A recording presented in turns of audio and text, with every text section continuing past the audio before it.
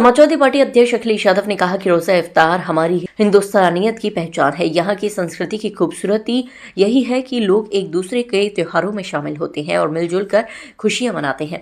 लखनऊ में आयोजित इफ्तार पार्टी में शिरकत करते हुए अखिलेश यादव ने कहा कि हमारी संस्कृति आपसी भाईचारे और मेल मिलाप की रही है। ऐसे कार्यक्रम लोगों को एक साथ बैठने और एक दूसरे को समझाने का अवसर देते हैं। सपा अध्यक्ष अखिलेश यादव ने कहा कि हाल ही में होली मिलन आयोजित किया गया था और कुछ दिनों बाद ईद मिलन होगा। यही भारतीय संस्कृति की असली पहचान है, जहां अलग अलग धर्म, पंथ और जाति के लोग मिलजुल कर रहते हैं।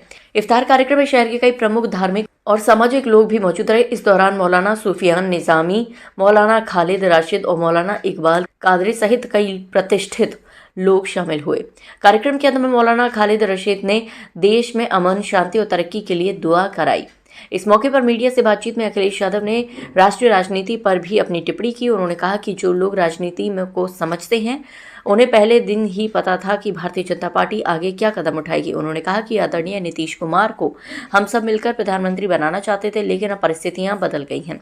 जो लोग राजनीति को समझते हैं, उन्हें पहले दिन ही पता था कि भारतीय जनता पार्टी क्या कदम उठाएगी।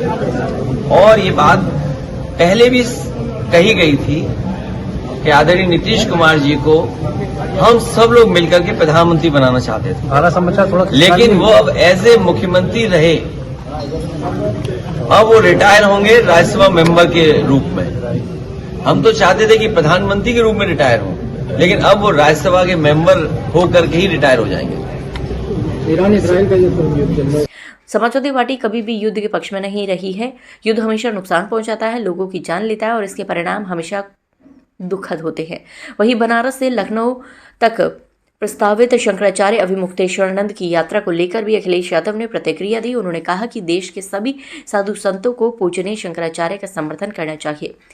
शंकराचार्य के प्रति एकजुटता की अपील। उनका कहना था कि जिस तरह से सरकार द्वारा शंकराचार्य का अपमान किया गया और उन पर मुकदमे दर्ज हुए, उनसे उन्हें काफी पीड़ा हुई होगी। अखिलेश यादव ने कहा कि आज शंकराचार्य के साथ ऐसा हुआ तो कल किसी दूसरे साधु संत के साथ भी हो सकता है। इसीलिए पूरे संत समाज को एकजुट होकर उनके पक्ष में खड़ा होना चाहिए। उन्होंने आरोप लगाया कि मौजूदा सरकार डर का माहौल बनाकर काम कर रही है और देश की नीतियों को उलझा दिया है।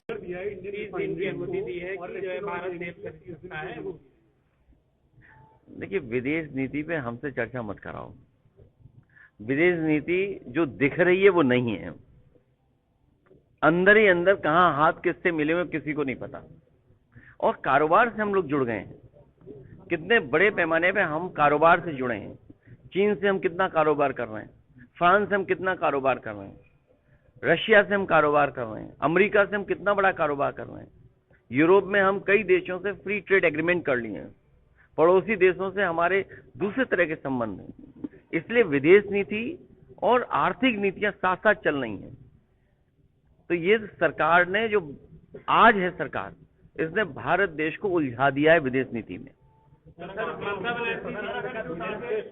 शास्त्रीय समर्थन कर रहे हैं। बनारस में उन्होंने कहा है कि मैं स्वामी और मुक्तेश्वरानंद के साथ में हूँ, हालांकि 11 मार्च का आमंत्रण नहीं मिला है और एकांतवास से जाऊंगा। मैं तो देश के सभी साधु संतों से और जितने भी हमारे पूजनीय गुरुजन हैं, जो समय समय पर भारत की संस्कृति को आगे बढ़ाते हैं, वो सभी पूजनीय शंकराचार्य जी का समर्थन करें।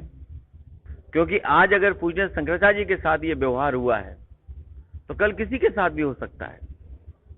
ये सरकार डरा के काम कर रही है। ये डरा करके लोगों को अपमानित कर रही है। उनको कितनी पीड़ा हुई होगी जब उन पर झूठे मुकदमे लगे। शायद भारत में पूरा इतिहास उठा करके देख लें आप, कभी किसी शंकराचार्य को इतना अपमानित नहीं होना पड़ा होगा सरकार के माध्यम से।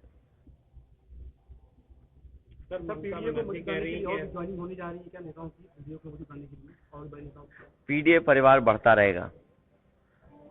जितने जो पीड़ा से बंधे लोग हैं वो सब पीडीए में आ रहे हैं। सर, पश्चिम बंगाल के जो राज्यपाल हैं उन्होंने इस्तीफा दे दिया है, कैसे देख रहे हैं? ममता बनर्जी ने भी इस पे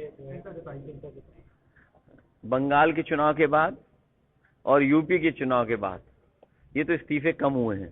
न जाने कितने इस्तीफे होंगे, देखना।